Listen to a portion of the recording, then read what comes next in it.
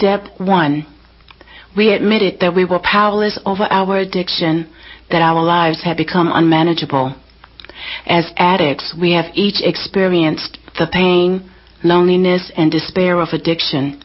Before coming to NA, most of us tried everything we could think of to control our use of drugs. We tried switching drugs, thinking that we only had a problem with one particular drug. We tried limiting our drug use to certain times or places. We may even have vowed to stop using altogether at a certain point. We may have told ourselves we would never do the things we watched other addicts do, then found ourselves doing those very things. Nothing we tried had any lasting effect. Our active addiction continued to progress, overpowering even our best intentions. Alone, terrified of what the future held for us, we found the fellowship of Narcotics Anonymous. As members of Narcotics Anonymous, our experience is that addiction is a progressive disease. The progression may be rapid or slow, but it is always downhill. As long as we are using drugs, our lives will steadily get worse. It would be impossible to precisely describe addiction in a way that is agreeable to everyone. However, the disease seems to affect us in the following general ways. Mentally, we become obsessed with thoughts of using. Physically, we develop a compulsion to continue using regardless of the consequences. Spiritually, we become totally self-centered in the course of our addiction. Looking at addiction as a disease makes sense to a lot of addicts because, in our experience, addiction is progressive, incurable, and can be fatal unless arrested. In Narcotics Anonymous, we deal with every aspect of our addiction, not just its most obvious symptom, our uncontrollable drug use. The aspects of our disease are numerous. By practicing this program, we each discover the ways in which our addiction affects us personally. Regardless of the individual effects of addiction on our lives, all of us share some common characteristics. Through working the first step, we will address the obsession, the compulsion, the denial, and what many have termed a spiritual void. As we examine and acknowledge all these aspects of our disease, we start to understand our powerlessness. Many of us have had problems with the idea that as addicts, we are obsessive and compulsive. The idea that these words apply to us may have made us cringe. However, obsession and compulsion are aspects of our powerlessness. We need to understand and acknowledge their presence in our lives if our admission of powerlessness is to be complete. Obsession for us is the never-ending stream of thoughts relating to using drugs, running out of drugs, getting more drugs, and so on. We simply can't get these thoughts out of our minds. In our experience, compulsion is the irrational impulse to continue using drugs, no matter what happens as a result. We just can't stop. We address obsession and compulsion here as they relate to our drug use because when we first come into the program, our drug addiction is how we identify with each other and the program. As we continue in our recovery, we will see how these aspects of our addiction can manifest themselves in many areas of our lives. Denial is the part of our disease that makes it difficult, if not impossible, for us to acknowledge reality. In our addiction, denial protected us from seeing the reality of what our lives had become. We often told ourselves that given the right set of circumstances, we might still be able to bring our lives under control. Always skillful at defending our actions, we refused to accept responsibility for the damage done by our addiction. We believed that if we tried long and hard enough, substituted one drug for another, switched friends, or changed our living arrangements or occupations, our lives would improve. These rationalizations repeatedly failed us, yet we continued to cling to them. We denied that we had a problem with drugs regardless of all evidence to the contrary. We lied to ourselves, believing that we could use again successfully. We justified our actions despite the wreckage around us resulting from our addiction. The spiritual part of our disease, the part we may recognize only by a feeling of emptiness or loneliness when we first get clean, is perhaps one of the most difficult aspects of addiction for us. Because this part of our disease affects us so profoundly and so personally, we may be overwhelmed when we think about applying a program of recovery to it. However, we need to keep in mind that recovery doesn't happen overnight for anyone. As we start to look at the effects of our disease, we are sure to see that our lives have become unmanageable. We see it in all the things that are wrong with our lives. Again, our experiences are individual and vary widely from addict to addict. Some of us realize our lives have become unmanageable because we felt out of control emotionally or began to feel guilty about our drug use. Some of us have lost everything: our homes, our families, our jobs, and our self-respect. Some of us never learned how to function as human beings at all. Some of us have spent time in jails and institutions, and some of us have come very close to death. Whatever our individual circumstances, our lives have been governed by obsessive, compulsive, self-seeking behavior, and the end result has been unmanageability. Perhaps we arrived in NA without recognizing the problems we had for what they were. Because of our self-centeredness, we were often the last ones to realize that we were addicts. Many of us were persuaded by friends or family to begin attending NA meetings. Other members received even stronger encouragement from the courts. No matter how it occurred, our long-standing illusions had to be shattered. Honesty had to replace denial before we could face the truth of our addiction. Many of us recall the moment of clarity when we came face to face with our disease. All the lies, all the pretenses, all the rationalizations we had used to justify where we stood as a result of our drug use stopped working. Who and what we were became more clear. We could no longer avoid the truth. We have found that we cannot recover without the ability to be honest. Many of us came to NA after spending years practicing dishonesty. However, we can learn to be honest, and we must begin to try. Learning to be honest is an ongoing process. We are able to become progressively more honest as we work the steps and continue to stay clean. In the first step, we begin to practice the spiritual principle of honesty by admitting the truth about our drug use. Then we go on to admit the truth about our lives. We face what is, not the way things could be or should be. It doesn't matter where we come from or how good or bad we think we've had it. When we finally turn to Narcotics Anonymous in the 12 steps, we begin to find relief. As we begin working the first step, it is important to ask ourselves some basic personal questions. Can I control my use of drugs? Am I willing to stop using? Am I willing to do whatever it takes to recover? Given a choice between finding a new way of life in NA and continuing in our addiction, recovery begins to appeal to us. We begin to let go of our reservations, those parts of ourselves we won't surrender to the program. Most of us do have some reservations when we first get clean. Even so, we need to find ways of addressing them. Reservations can be anything. A belief that because we never had a problem with one particular drug, we can still use it. Placing a condition on our recovery such as only staying clean as long as our expectations are met.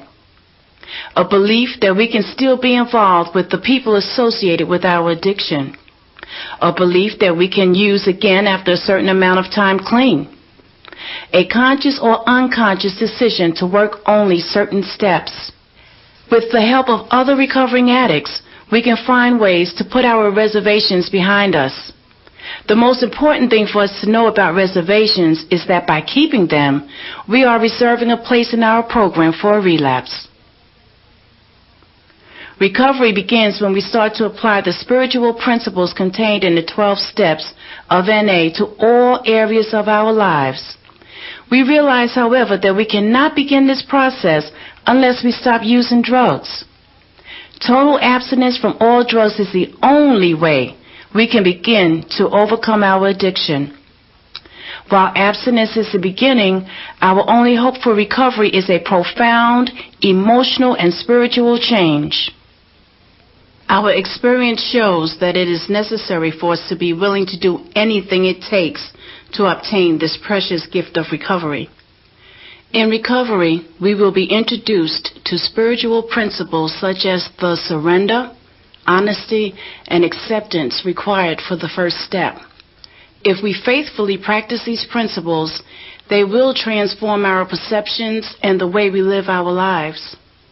When we first begin to practice these principles, they may seem very unnatural to us. It may take a deliberate effort on our part to make the honest admission called for in step 1. Even though we are admitting our addiction, we may still wonder if this program will really work. Acceptance of our addiction is something that goes beyond our conscious admission. When we accept our addiction, we gain the hope of recovery. We begin to believe on a deep level that we too can recover. We begin to let go of our doubts and truly come to terms with our disease. We become open to change. We surrender. As we work the first step, we find that surrender is not what we thought it was. In the past, we probably thought of surrender as something that only weak and cowardly people did. We saw only 2 choices: either keep fighting to control our using or just cave in completely and let our lives fall to pieces. We felt we were in a battle to control our using and that if we surrendered, the drugs would win. In recovery, we find that surrender involves letting go of our reservations about recovery and being willing to try a different approach to living life. The process of surrender is extremely personal for each one of us. Only we, as individuals, know when we've done it. We stress the importance of surrender, for it is the very process that enables us to recover. When we surrender, we know in our hearts that we've had enough. We're tired of fighting. A relief comes over us as we finally realize that the struggle is over. No matter how hard we fought, we finally reached the point of surrender where we realized that we couldn't stop using drugs on our own. We were able to admit our powerlessness over our addiction. We gave up completely. Even though we didn't know exactly what would happen, we gathered up our courage and admitted our powerlessness. We gave up the illusion that we could control our using, thereby opening the door to recovery. Many of us begin the process of surrender when we identify ourselves at an NA meeting with our name and the words, "I am an addict." Once we admit that we are addicts and that we cannot stop using on our own, we are able to stay clean on a daily basis with the help of other recovering addicts in Narcotics Anonymous. The paradox of this admission is evident once we work the first step. As long as we think we can control our drug use, we are almost forced to continue. The minute we admit we're powerless, we never have to use again. This reprieve from having to use is the most profound gift we can receive, for it saves our lives. Through our collective experience, we have found that we can accomplish together what we cannot do alone. It is necessary for us to seek help from other recovering addicts. As we attend meetings regularly, We can find great comfort in the experiences of those traveling this path with us. Coming to NA has been described by many members as coming home. We find ourselves welcomed and accepted by other recovering addicts. We finally find a place where we belong. Though we are sure to be helped by the sharing we hear at meetings, we need to find a sponsor to help us in our recovery. Beginning with the first step, a sponsor can share with us his or her own experience with the steps. Listening to our sponsor's experience and applying it to our own lives is how we take advantage of one of the most beautiful and practical aspects of recovery, the therapeutic value of one addict helping another. We hear in our meetings that I can't, but we can. Actively working with a sponsor will give us some first-hand experience with this. Through our developing relationship with our sponsor, we learn about the principle of trust. By following the suggestions of our sponsor instead of only our own ideas, we learn the principles of open-mindedness and willingness. Our sponsor will help us work the steps of recovery. Talking honestly with our sponsor about our drug use and how it affected our lives will help us work the first step thoroughly. We need to always remember where we came from and where our addiction took us. We have only a daily reprieve from our active addiction. Each day, we accept the fact that we cannot use drugs successfully. The process of recovery isn't easy. It takes great courage and perseverance to continue in recovery day after day. Part of the recovery process is to move forward in spite of whatever may stand in our way. Because long-lasting change in recovery happens slowly, we will turn to the first step again and again. Even long periods of abstinence do not guarantee us continued freedom from the pain and trouble that addiction can bring. The symptoms of our disease can always return. We may find that we are powerless in ways we never imagined. This is where we begin to understand how the things we tried so hard to control are in reality completely beyond our control. No matter how our disease displays itself, we must take its deadly nature into account. As we do, we develop a fuller awareness of the nature of our disease. The disease of addiction can manifest itself in a variety of mental obsessions and compulsive actions that have nothing to do with drugs. We sometimes find ourselves obsessed and behaving compulsively over things we may never have had problems with until we stop using drugs. We may once again try to fill the awful emptiness we sometimes feel with something outside ourselves. Anytime we find ourselves using something to change the way we feel, we need to apply the principles of the first step. We are never immune from having our lives become unmanageable, even after years of recovery. If problems pile up and our resources for coping with them dwindle, we may feel out of control and in too much pain to do anything constructive for ourselves. We feel overwhelmed by life, and that feeling seems to make everything worse. When our lives seem to be falling apart, we reapply ourselves to the basics of the NA program. We stay in close contact with our sponsor, work the steps, and go to meetings. We surrender again, knowing that victory lies in the admission of defeat. The feeling of love and acceptance we find in the fellowship of Narcotics Anonymous allows us to begin recovering from our addiction. We learn a new way to live. The emptiness from which we suffered is filled through working and living the 12 steps. We learn that our addiction is being addressed in all its complexity by this simple program. We have found a solution to our hopelessness. There is a deeply spiritual nature to our program of recovery. The 12 steps of Narcotics Anonymous will take us on a journey that will far exceed our expectations. Working and living the steps will lead us to a spiritual awakening.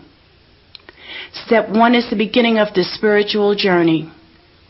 To get started on this journey, we must become willing to surrender to this program and its principles, for our future hinges on our willingness to grow spiritually.